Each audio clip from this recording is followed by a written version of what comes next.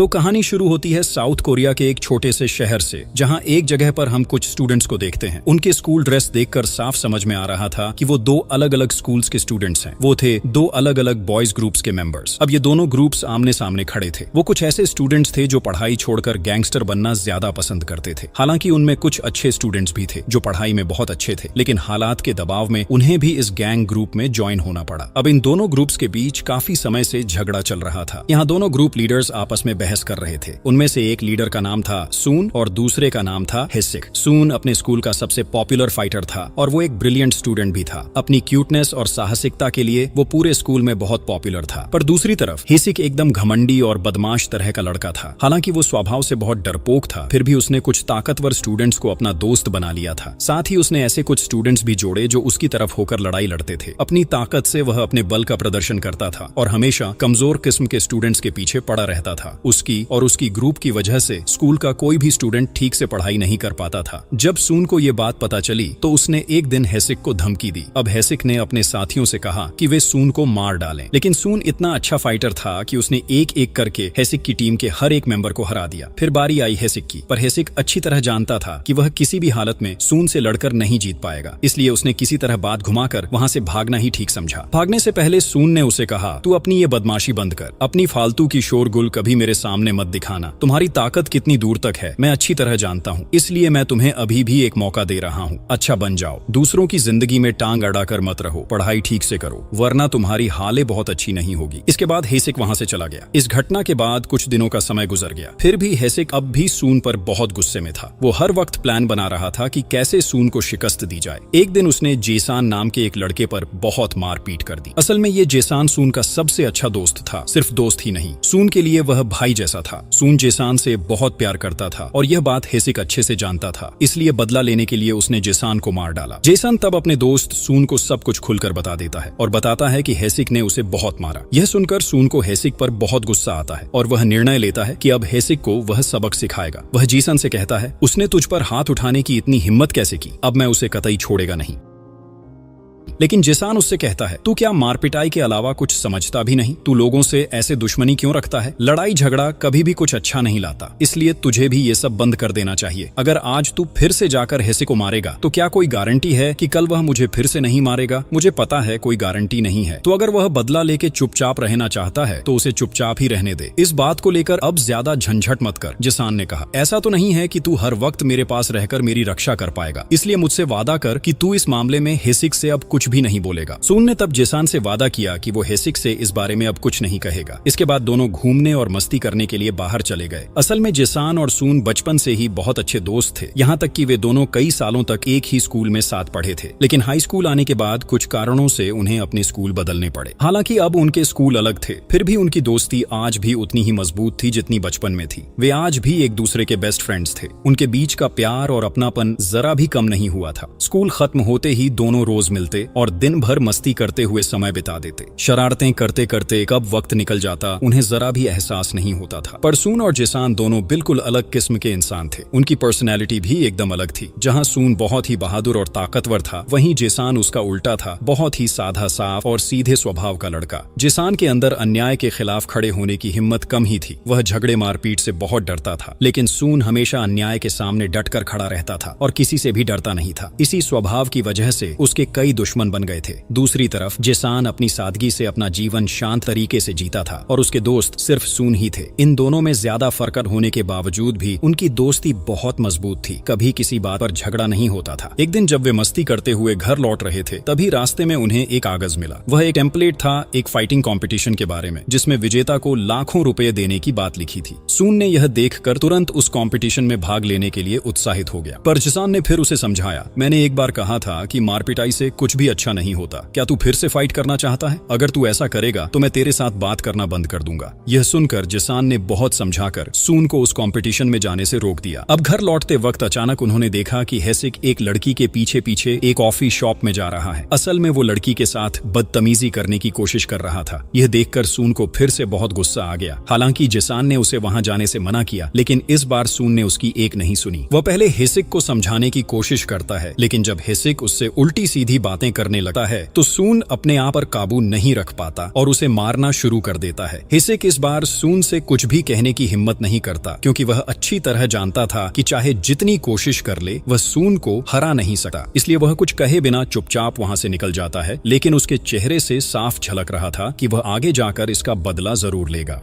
इसके बाद हम जेसान और सून को साथ देखते हैं। वे दोनों हंसते मजाक करते हुए खाना खा रहे थे। असल में वे दोनों पड़ोसी भी थे, इसलिए अक्सर एक दूसरे के घर आते जाते रहते थे। यहाँ तक कि उनके दोनों फैमिली भी उन्हें अपने बच्चों की तरह ही मानते थे। और यहाँ हमें पता चलता है कि उन दोनों में से जेसान की एक गर्लफ्रेंड थी, जबकि सून अभी भी सिंगल था। तो जेसान मजाक में सून से कहता है, तू मुझसे ज्यादा हैंडसम और साहसी तो हो सकता है, लेकिन मेरे जैसा गर्लफ्रेंड बनाने का साहस तेरे पास नहीं है। इस पर सून हंसते हुए जवाब देता है, गर्लफ्रेंड बनाना तो बच्चों का काम है, समझा? मैं तो सीधे शादी करना चाहता हूँ। शादी करना ही असली बहादुरी है, क्योंकि गर्लफ्रेंड से प्यार तो हर कोई कर सकता है, पर शादी करने की हिम्मत कितनों में है। इसके बाद जेसान बताता है कि रविवार को उसकी गर्लफ्रेंड ने उसे डेट पर बुलाया है, क्योंकि रविवार उनका छुट्टी का दिन है। ये सुनकर सून थोड़ा नाराज हो जाता है और कहता है, अरे तूने तो कहा था कि इस रविवार मेरे साथ टाइम बिताएगा, हम दोनों साथ घूमने जाएंगे। मैंने तो पहले ही पूरा प्लान बना लिया था कि कहाँ कहाँ जाकर मस्ती करेंगे। अब अगर तू डेट पर जाएगा तो मेरा पूरा दिन बेकार हो जाएगा। तू न हो अगले रविवार चला जाना। लेकिन जेसान उसकी एक नहीं सुनता। इस पर सून थोड़ा भावुक होकर कहता है, तू हमेशा अपनी गर्लफ्रेंड को मुझसे ज्यादा अहमियत देता है। तेरी जिंदगी में मेरी कोई कीमत ही नहीं रही क्या? मैं ये नहीं कह रहा कि तू अपनी गर्लफ्रेंड को टाइम मत दे, बस इतना चाहता हूँ कि तू मुझे भी थोड़ा महत्व देना सीख। असल में इस बात से सून का मन हमेशा उदास रहता था, क्योंकि उसे लगता था कि शायद जेसन की जिंदगी में अब उसकी कोई अहमियत नहीं रही। तो इसके बाद देखा जाता है कि सून के इतना कुछ कहने के बाद भी जीसान अपनी गर्लफ्रेंड के साथ डेट पर चला जाता है। लेकिन उसकी गर्लफ्रेंड नोटिस करती है कि आज जीसान कुछ ज्यादा ही जल्दी में है, जैसे उसका मन यहाँ है ही नहीं। वह ऐसा बर्ताव कर रहा था मानो बस यहाँ से निकल जाना चाहता हो। उसकी गर्लफ्रेंड तब पूछती है, क्या हुआ? तू आज कुछ अलग लग रहा है, कोई टेंशन है क्या? इस पर जीसान मुस्कुराते हुए कहता है, अरे नहीं, कुछ नहीं हुआ। लेकिन असल में जीसान के मन में सून के लिए बहुत बुरा लग रहा था। उसे बहुत गिल्टी फील हो रहा था कि उसने सून के साथ प्लान कैंसिल कर दिया, क्योंकि हमेशा जब जेसन कुछ कहता सून उसकी बात सुनता था, लेकिन अक्सर जब सून को उसकी जरूरत होती जेसन उसे नजरअंदाज कर देता था। इसलिए आज जेसन को लगने लगा कि वह शायद सून जैसा सच्चा दोस्त कभी बन ही नहीं पाया। वह बार बार सून को कॉल कर रहा था। दूसरी तरफ सून उदास होकर सड़क किनारे बने एक पार्क में बैठा था। वह बहुत चुपचाप और खोया हुआ लग रहा था। जेसन के कई बार कॉल करने के बावजूद भी सून उसका एक भी फोन रिसीव नहीं कर रहा था। लेकिन ठीक उसी समय हेसिक वहां सून को ढूंढते ढूंढते पहुंच जाता है। वह सून से कहता है, मैं आज तेरे साथ फाइट करने के लिए पूरी तरह तैयार होकर आया हूं। मैं तुझे चैलेंज दे रहा हूं, अगर दम है तो मुझे हरा कर दिखा। सून शांत होकर जवाब देता है, तू खुद भी जानता है कि तुझे हराना मेरे लिए कोई बड़ी बात नहीं है, लेकिन यकीन कर आज मेरा लड़ने का बिल्कुल भी मूड नहीं है। यह सुनकर हेसिक गुस्से में आ जाता है और बात को और बढ़ाने के लिए जेसन को लेकर एक घटिया टिप्पणी करता है। वह कहता है, क्या तू भी जेसन जैसा निकम्मा बन गया है? मुझे तो वो लड़का बिल्कुल मर्द ही नहीं लगता। उसमें जरा भी हिम्मत या मर्दानगी नहीं है, वरना कोई लड़का इतना डरपोक होता है क्या? और मुझे तो लग रहा है कि तू भी अब उसी की तरह बन गया है। जेसन के बारे में ऐसी बात सुनकर सून का गुस्सा बेकाबू हो जाता है। वह तुरंत हेसिक की चुनौती स्वीकार कर लेता है, ये तय करते हुए कि अब वह उसे सबक सिखाकर ही रहेगा। हेसिक तब उसे एक लोकेशन बताता है और वहां से चला जाता है, जबकि सून भी बिना किसी देर के सीधे उसी जगह की ओर निकल पड़ता है।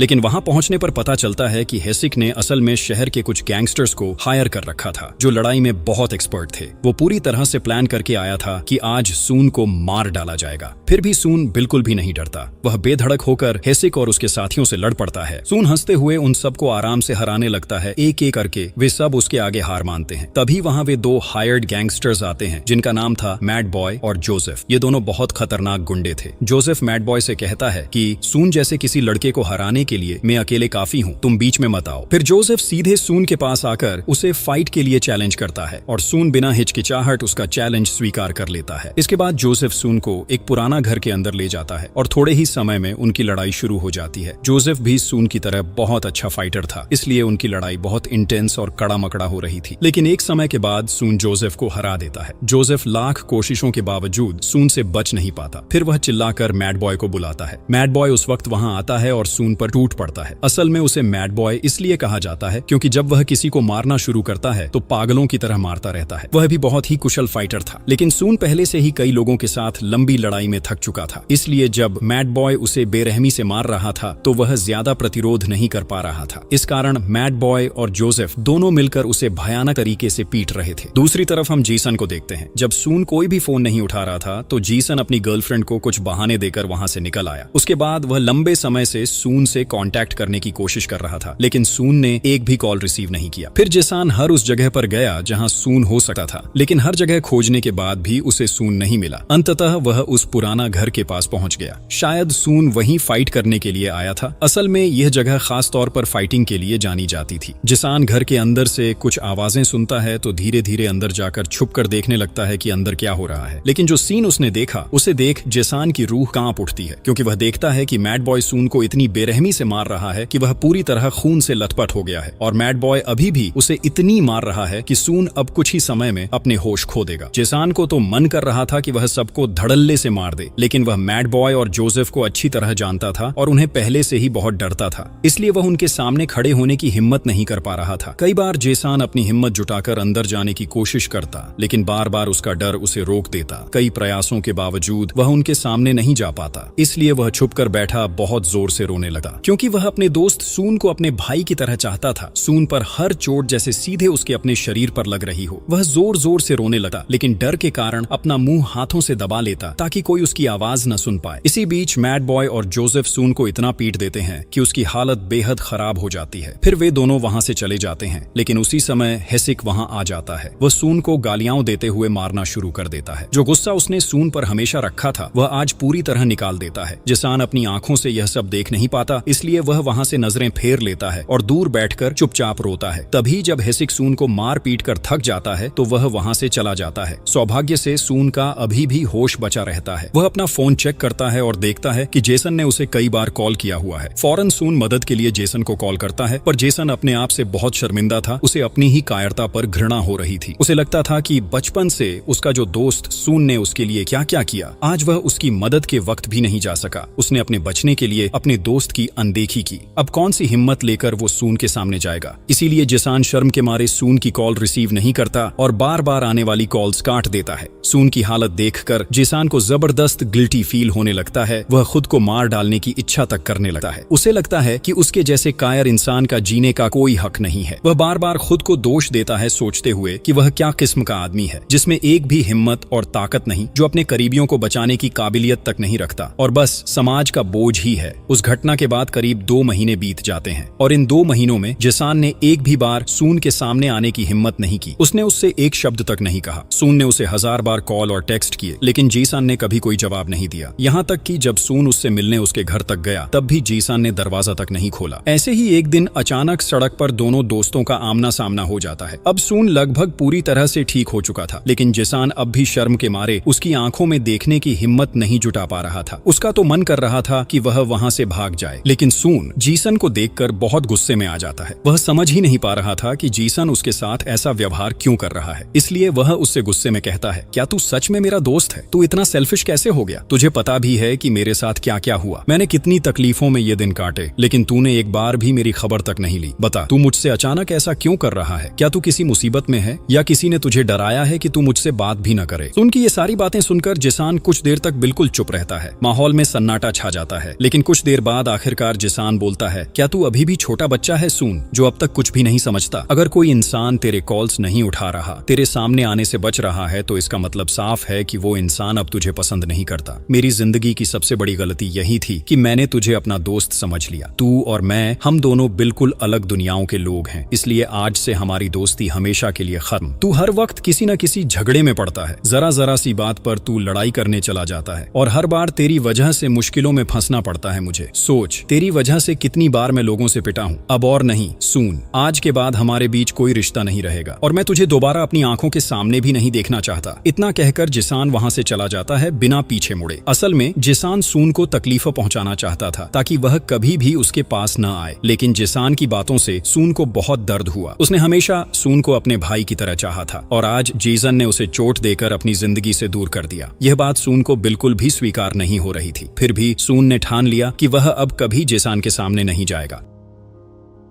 इस तरह कुछ और दिन बीत गए। इसी बीच हम जेसान को देखते हैं। वह एक फाइट क्लब में आया हुआ था। यही वह क्लब था जिसका टेम्पलेट उसने और सून ने सड़क पर देखा था। क्लब में आने के बाद जेसान कुछ प्रोफेशनल फाइटर्स को देखता है। वह उनसे लड़ाई करने के लिए कहता है, लेकिन जेसन की हरकतों को देखकर फाइट क्लब का ओनर समझ जाता है कि शायद जेसन इस लाइन में नया है, इसलिए वह उसे लड़ाई के विभिन्न नियम समझाने लगता है। इसके बाद जेसन को कहा जाता है कि हमारे क्लब में लड़ाई करने के लिए उसे पैसे लगाकर बेट करना होगा। अगर वह किसी तरह जीत जाता है तो उसे उस पैसे का दोगुना लौट आया जाएगा, और अगर वह हार जाता है तो वह पैसा उसके ओपोनेंट टीम को मिल जाएगा। यह सुनकर जेसान मान जाता है, लेकिन असल में जेसान यहाँ लड़ाई करने नहीं आया था, बल्कि वह फाइट सीखने आया था। क्लब में केवल बैट पर लड़ाई कराई जाती है, इसलिए वह यही मान जाता है। पिछले 2 महीनों से उसने अपने अंदर बहुत गुस्सा दबा रखा था। वह सोच रहा था कि एक लड़ाई करके अपने सारे गुस्से को निकाल दे और खुद को थोड़ा नॉर्मल महसूस कराए। तो वह कुछ पैसे लगाकर क्लब के एक अच्छे फाइटर के साथ लड़ाई करने के लिए तैयार हो जाता है। कुछ ही समय में उनकी लड़ाई शुरू हो जाती है, लेकिन जेसान के लिए यह सब कुछ बिल्कुल नया था, इसलिए उसके अंदर पहले जैसी डर और घबराहट बनी रहती है। वह लड़ाई करने के बजाय बार बार पीछे हटा रहता है। एक समय पर वह फाइटर उसके पास आता है और हमला करने लगता है, लेकिन जेसान लड़ाई करने के बजाय बस उसके वार से बचने की कोशिश करता है। लेकिन उसकी यह रणनीति ज्यादा समय तक काम नहीं आती। एक समय ऐसा आता है जब वह फाइटर जेसान को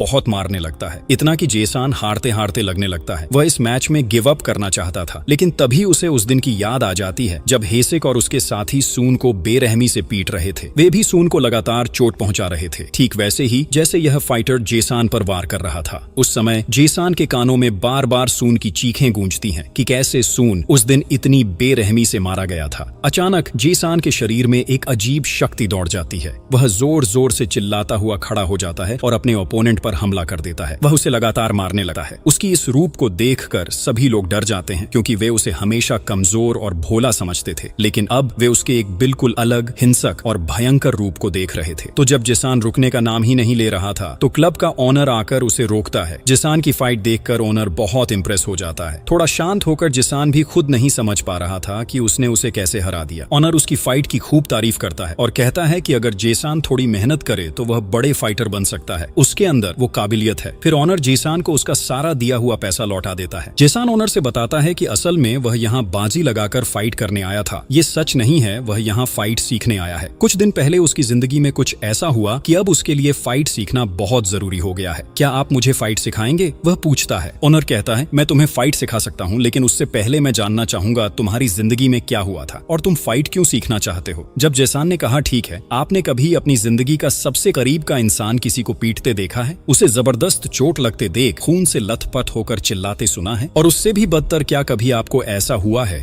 कि आप किसी अपने के दर्द को देखकर छुपे रहे? आपका डर आपको काबू कर गया हो और आप उस सबसे करीबी इंसान के सामने खड़े नहीं हो पाए? वो इंसान जो हमेशा आपको पहले रखता था, आपके लिए सब कुछ करता था, और आप डर के मारे छुप गए। मेरा साथ भी बिल्कुल ऐसा ही हुआ। मैंने अपने भाई जैसे दोस्त को ऐसे मार खाते देखा। उसकी चीखें आज तक मेरे कानों में गूंजती हैं। उस दिन के बाद से मेरी नींद उड़ी हुई है, इसलिए अब मैं खुद को इस तरह बनाना चाहता हूँ कि कभी भी मेरी आंखों के सामने किसी को इतनी पीड़ा सहनी न पड़े। मैं चाहता हूँ कि कोई भी फिर कभी मेरे दोस्त पर आंख उठाकर देखने की हिम्मत न करे। जेसान की बात सुनकर क्लब का ओनर बहुत इंप्रेस हो गया और वह उनकी दोस्ती का दिल से सम्मान भी करने लगा। फिर ओनर जेसान से कहता है कि वह उसे फाइटिंग की सभी स्किल्स सिखा देगा, लेकिन इसके बदले में जेसान को उसका एक छोटा सा मददगार बनना पड़ेगा। जेसान पूछता है, मैं आपको कैसे मदद करूंगा? ओनर बताता है, जब मैं तुझे पूरा ट्रेन कर दूंगा तो मैं तेरे लिए सबसे महंगे पैसे वाले फाइटर्स को ढूंढ कर लाऊंगा, जो लोग बड़ी बड़ी रकम लगाकर लड़ते हैं। फिर मैं तुझे इतना माहिर बना दूंगा कि तू उन्हें भी हरा सके, और जब तू उन्हें हराकर जो इनाम जीतेंगे उसमें से मैं सिर्फ 30% रखूंगा, बाकी पूरा पैसा तेरा रहेगा। इससे हम दोनों खूब पैसा कमा लेंगे। बस मुझे तेरा ये छोटा सा सहयोग चाहिए। जेसान इस प्रस्ताव पर तुरंत राजी हो जाता है। इसके बाद जेसन हर दिन उस क्लब के ओनर के पास जाकर फाइट सीखता है। धीरे धीरे जेसन अपने आप में बहुत सुधार कर रहा है। उसके अंदर से डर लगभग पूरी तरह गायब हो गया है। वह खुद को एक माहिर फाइटर बनाने के लिए पूरी मेहनत कर रहा है। वह क्लब के ओनर से फाइटिंग सीखने के साथ साथ पैसा लगाकर बड़े बड़े फाइटर्स के साथ लड़ाई करता है। इससे उसकी फाइटिंग स्किल और भी बेहतर होती चली जाती है। जब जेसन लड़ाई करता तो क्लब का ओनर उसकी हर फाइट रिकॉर्ड कर लेता। जेसन ये रिकॉर्ड वीडियो बार बार देखकर अपनी फाइटिंग स्किल सुधारने की कोशिश करता। था। दूसरी तरफ हम सून को देखते हैं, वह अब बहुत ज्यादा डिप्रेस रहता है। वह अब भी अपनी सामान्य जिंदगी में लौट नहीं पाया है। उसके लिए यह मानना मुश्किल था कि उसका सबसे अच्छा दोस्त उसे छोड़ गया। बार बार उसे जेसन की वही बातें याद आती हैं जो जेसन ने आखिरी बार कहा था कि उसने सून के लिए ही बार बार लोगों के हाथों पीटा सहा। सून के दिमाग में यह विचार चलता रहता है कि सारी घटनाओं के लिए हेसिक जिम्मेदार है, क्योंकि हेसिक ने ही उस दिन जेसन को मारा था। सून सोचता है कि हेसिक की मार की वजह से ही जेसन उसे छोड़कर चला गया। इसी सोच में एक रात सून बदला लेने के लिए सीधे हेसिक के कुछ दोस्तों के पास चला जाता है। फिर सून ने हेसिक के दोस्तों को उसी तरह बुरी तरह पीटा, ठीक वैसे ही जैसे हेसिक ने जेसन के साथ किया था। जब हेसिक को ये बात पता चलती है तो वह सून की तलाश करने लगता है, पर कहीं उसे सून नहीं मिलता। अंत में वह सून की तलाश में जेसन के स्कूल तक चला जाता है और जेसन से पूछता है कि सून अब कहाँ है। लेकिन जेसन यहाँ हेसिक से कह देता है कि सून के साथ उसकी दोस्ती तो बहुत पहले ही खत्म हो गई थी, इसलिए वह सून के बारे में कुछ नहीं जानता। और सच भी यही था कि हेसिक ने खुद भी काफी दिनों से सून को जेसन के साथ नहीं देखा था, इसलिए वह जेसन की बात पर यकीन कर लेता है। अब जेसन अक्सर लड़ाइयों में भाग लेने की वजह से उसके चेहरे पर लड़ाई के निशान बैठे होते हैं। ये देखकर हेसिक फिर उसी तरह उसकी छुटकी लेता है और बात बात पर उसे मारने की नौबत भी ला देता है। फिर हेसिक उसे कहता है, तेरे जैसे डरपोक का दोस्त रखना ही बेहतर नहीं। मुझे क्या लगता है, तेरा तो जन्म ही मार खाने के लिए हुआ था। एक बार अपनी शक्ल देख, शायद किसी मेरे जैसे इंसान ने तुझे पहले भी पीटा होगा, पर सच्चाई पूछो तो आज तुझे देखकर कुछ दया सी लग रही है, इसीलिए आज कुछ नहीं कहा। इसके बाद हेसिक अपने साथियों के साथ वहां से चला जाता है, लेकिन हेसिक की इतनी अपमानजनक हरकतों के बावजूद जेसन चुपचाप सब सह लेता है। आज भी वह हेसिक को कुछ नहीं कहता। दूसरी ओर हम सून को उसके क्लासरूम में देखते हैं। वहां एक क्लासमेट उसे पसंद करता है और सून के बैग में एक चिट्ठी रखने की कोशिश कर रही होती है, लेकिन उसी समय सून वहां पहुंच जाता है और चिट्ठी उसके हाथ लग जाती है। सून तुरंत लड़की से चिट्ठी के बारे में पूछता है। लड़की पहले झूठ बोलकर बात घुमा देती है, लेकिन अंत में सच बताती है कि वह बहुत समय से सून को पसंद करती थी और आज उसने हिम्मत करके उसके लिए यह चिट्ठी लिखी। सून को लड़की की बातों में बुरा नहीं लगता, क्योंकि वह बहुत सरल और सहज स्वभाव की थी। सून उसे बताता है कि फिलहाल वह अपने जीवन की स्थिति के कारण डेटिंग के लिए तैयार नहीं है, लेकिन वह अभी उसके दोस्त बनना चाहता है। फिर सून लड़की से पूछता है कि क्या वह इस कठिन समय में उसके साथ रहेगी। लड़की बहुत खुश होती है और समझ जाती है कि सून भी उसे पसंद करने लगा है। यहीं से वे दोनों एक दूसरे के बहुत अच्छे दोस्त बन जाते हैं। दूसरी तरफ हम जेसन को देखते हैं, जो उस क्लब के ओनर के साथ था। अब जेसन लगभग हर दिन एक एक करके फाइट करता है और हर फाइट जीतने के बाद वे दोनों मिलकर इनाम की रकम बांट लेते हैं। लगातार इतनी सारी फाइट जीतने के बाद जेसन में बहुत आत्मविश्वास आ गया था। वह ओनर से कहता है कि उसने पहले कहा था कि जब वह एक माहिर फाइटर बन जाएगा तो वह उसके लिए सबसे बेहतरीन फाइटर को लाएगा, और अब जेसन को विश्वास है कि उस समय का इंतजार खत्म हो गया है, इसीलिए वह चाहता है कि ओनर वह फाइटर ले आए। ओनर कहता है, मैं जानता हूँ एक ऐसा फाइटर जो बेहद शक्तिशाली है। अब तक उसने किसी से फाइट हार नहीं मानी, लेकिन मुझे एक बात की चिंता है, अगर तुम उसके साथ फाइट करने जाओ और तुम्हें बहुत बड़ा नुकसान हो जाए तो। लेकिन जेसन अब खुद को पूरी तरह परखना चाहता था कि वह हर चुनौती का सामना करने के लिए तैयार है या नहीं, इसलिए वह ऑनर से कहता है कि वह फाइटर को तुरंत ले आए। अगले ही दिन ऑनर वह फाइटर को लेकर आता है और जल्दी ही फाइट का व्यवस्था कर देता है। फाइट शुरू होने से पहले लोग दोनों पर पैसे लगाते हैं, लेकिन ज्यादातर लोग उस ताकतवर फाइटर पर पैसा लगाते हैं, क्योंकि उसने अब तक कोई मैच नहीं हारा था। फिर भी क्लब के ओनर को पूरा विश्वास था कि इस फाइट में जेसन जीत जाएगा, इसलिए उसने अपनी सारी रकम जेसन पर लगाई। फिर दोनों के बीच फाइट शुरू हो जाती है, लेकिन उस फाइटर की हर पंच बहुत ताकतवर थी। शुरू में जेसन ये समझ ही नहीं पा रहा था कि उसके साथ कैसे लड़ा जाए, इसके कारण वह लगातार पिटता रहता है और फाइटर उसे हमला करने का मौका ही नहीं देता। जेसन को इतनी पिटाई खाते देखकर क्लब का ओनर बीच में ही फाइट रोकना चाहता था। उसका डर था कि इतना मार खाने से जेसन का आत्मविश्वास कमजोर हो जाएगा, लेकिन कुछ ही समय में जेसन खुद को पूरी तरह संभाल लेता है और काउंटर अटैक के लिए तैयार हो जाता है, और एक पल में ही वह उस फाइटर पर झपट पड़ता है। फिर जेसन उसे एक के बाद एक इस तरह मारता है कि वो फाइटर सही से खड़ा भी नहीं हो पाता। वो उस काउंटर अटैक को बर्दाश्त ही नहीं कर पा रहा था। उसे जेसन पर एक भी बार अटैक करने का मौका नहीं मिल रहा था। कुछ ही देर में उसने हार मान ली और जेसन फिर से जीत गया, लेकिन जीतने के बाद भी जेसन का गुस्सा कम नहीं हुआ। वो और लड़ना चाहता था। क्लब का ओनर उसे रोक लेता है, फिर शांति के लिए उसे एक सुपर शॉप में लेकर जाकर ट्रीट देता है। आज की जीत के बाद दोनों ने खूब सारा पैसा जीता। ओनर जेसन से कहता है कि उसकी बॉडी की हालत अब खराब हो चली है, उसे कुछ दिनों का आराम लेना चाहिए, पर जेसन कहता है कि वह तब तक आराम नहीं ले पाएगा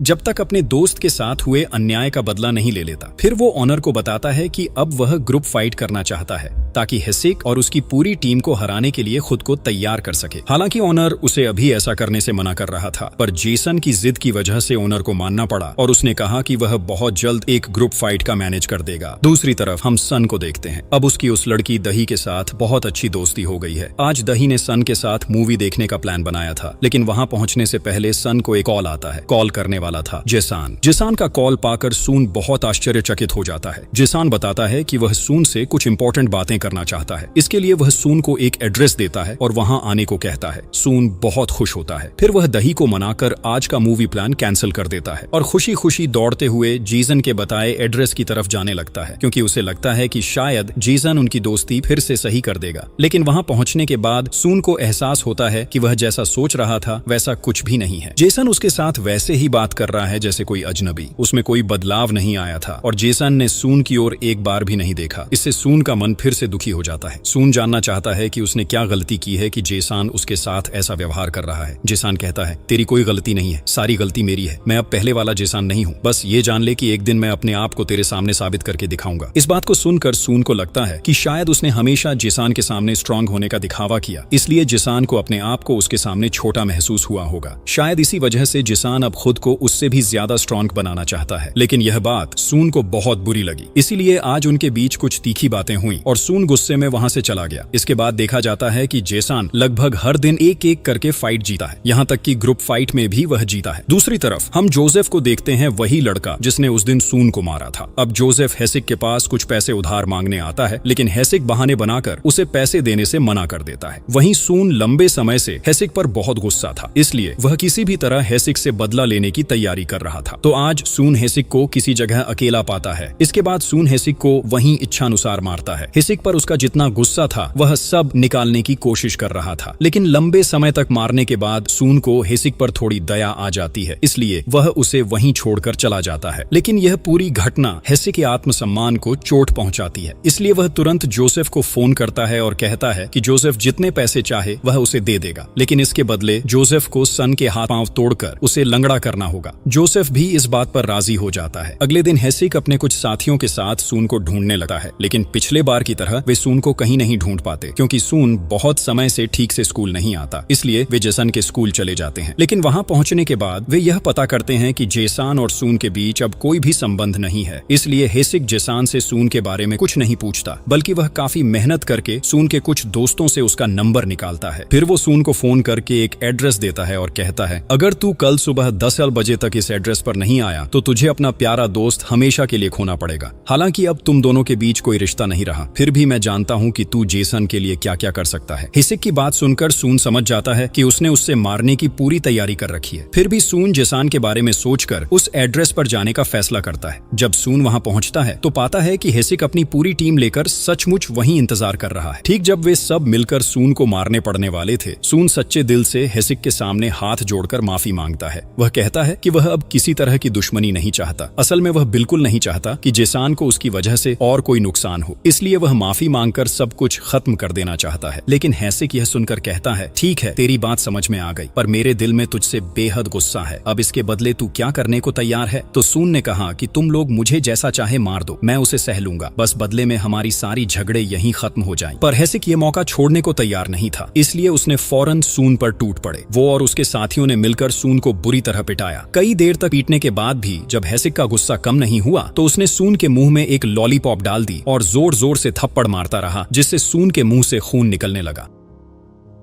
इतने समय तक यातना देने के बाद जब वे लोग वहां से जाने ही वाले थे, तभी एक मास्क पहने हुए लड़का आ गया। किसी को समझ नहीं आया कि वह कौन है। मास्क हटने पर पता चला कि वह असल में जेसान था। जेसान को देख हेसिक और उसके साथी हंसने लगे। फिर हेसिक जेसान से कहता है, अच्छा यहाँ से निकल जा, वरना तुझे भी तेरे दोस्त जैसा ही हाल होगा। देख ले मैंने तेरे दोस्त का क्या हाल किया है। तो जेसान जैसे ही सून की ओर देखता है, उसका गुस्सा और नियंत्रण खो देता है। वह एक एक करके सभी को लगातार मारता है, इतना कि कोई भी ठीक से हिल नहीं पा रहा था। इसी बीच हेसिक ने जोसेफ को बुलाया। जोसेफ वहां पहुंचकर जेसान से लड़ने जाता है। हालांकि जोसेफ बहुत अच्छा फाइटर था, लेकिन जेसान के सामने उसका कोई मुकाबला नहीं था। जेसान ने पिछले कई महीनों की लगातार प्रैक्टिस और नई नई फाइटिंग तकनीकों का उपयोग करते हुए जोसेफ को वैसा ही हराया जैसे पहले सून को हराया था। जोसेफ हारने के बाद मैड बॉय आता है। मैड बॉय पागलों की तरह जेसान पर टूट पड़ता है। लंबे समय तक लड़ने के बावजूद जेसान अपने गुस्से और साहस से लड़ाई जारी रखता है। हालांकि मैड बॉय हार मानने को तैयार नहीं था और एक पल ऐसा आया जब लग रहा था कि जेसन हार जाएगा, लेकिन ठीक उसी समय वहां पहुंच जाता है जेसन का क्लब ओनर। जेसन और उसके क्लब ओनर मिलकर मैड बॉय से लड़ते हैं, लेकिन एक पल ऐसा आता है जब मैड बॉय क्लब ओनर को गर्दन में इतनी जोर से मारता है कि ओनर अब लड़ने लायक नहीं बचता। इस अवसर का फायदा उठाकर मैड बॉय और जोसेफ मिलकर जेसन पर हमला करते हैं। जेसन अब पूरी तरह थक चुका था और मैड बॉय के वार का सामना नहीं कर पा रहा था। अंततः वह वहीं गिर पड़ता है। दूसरी ओर सून भी अपनी स्थिति में बहुत कमजोर था और सही से हिल भी नहीं पा रहा था, लेकिन जेसन की हालत देखकर वह उठकर मैड बॉय के पास जाता है। सून मैड बॉय से माफी मांगता है और उसे रिक्वेस्ट करता है कि जेसन को और न मारे। साथ ही सून वचन देता है कि आज के बाद वह किसी भी लड़ाई या झगड़े में शामिल नहीं होगा। मैड बॉय और जोसेफ दोनों इतने थक चुके थे कि अब उनके पास लड़ाई करने की ताकत भी नहीं थी। उन्होंने सून की बात मान ली और वहां से चले गए। अब वहां सिर्फ सून और जेसन बचे थे। जेसन अब सून के सामने रोते हुए माफी मांगता है। वह सून को बताता है कि उसने इतने समय तक ऐसा व्यवहार क्यों किया। वह बताता है कि उस दिन वह बहुत डर गया था और अपने डर के कारण वह अपने दोस्त सून को मार खाता देख भी उसे बचाने की हिम्मत नहीं जुटा पाया। इसके लिए वह खुद से बहुत लज्जित महसूस कर रहा था और उसके अंदर इतना डर बैठ गया था कि वह सून की आंखों में भी नहीं देख सकता था। इसके बाद जेसन ने खुद से वादा किया कि जब तक वह अपने दोस्त के पास खड़ा होकर उसे बचाने की हिम्मत नहीं जुटा लेता, तब तक वह सून से कोई संपर्क नहीं करेगा। इसी कारण उसने इन महीनों में खुद को तैयार करने के लिए फाइटिंग सीखी और खुद को पूरी तरह बदल लिया। जब सून यह जानता है कि जेसन सिर्फ इसलिए उसके साथ बात नहीं कर रहा था और उसने सिर्फ उसके लिए ही खुद को बदल लिया, तो सून को समझ में आता है कि उसका दोस्त भी उसे उसी तरह निस्वार्थ प्यार करता है जैसे वह जेसन से करता है। इस एहसास से दोनों बहुत इमोशनल हो जाते हैं, लेकिन थोड़ी देर बाद अपने चेहरे की हालत देखकर दोनों हंसने लगते हैं और माहौल हल्का हो जाता है। कई दिनों के बाद जेसन और सून के बीच का रिश्ता पूरी तरह से पहले जैसा हो गया है। दोनों अब अपने सिंपल जिंदगी में लौट आए हैं। हालांकि जिन घटनाओं से वे गुजरे, उन्होंने उन्हें एक इम्पोर्टेंट बात समझा दी है। जीवन में चाहे कुछ भी हो जाए, सच्चे दोस्त वही हैं जो एक दूसरे के लिए अपने जिंदगी की बाजी लगाने को भी तैयार हों। इस समझ और अनुभव के कारण उनका दोस्ताना अब विश्वास और भरोसे से परिपूर्ण हो गया है और इसी विश्वास, समझ और निस्वार्थ प्यार के साथ यह सुंदर कहानी खत्म होती है।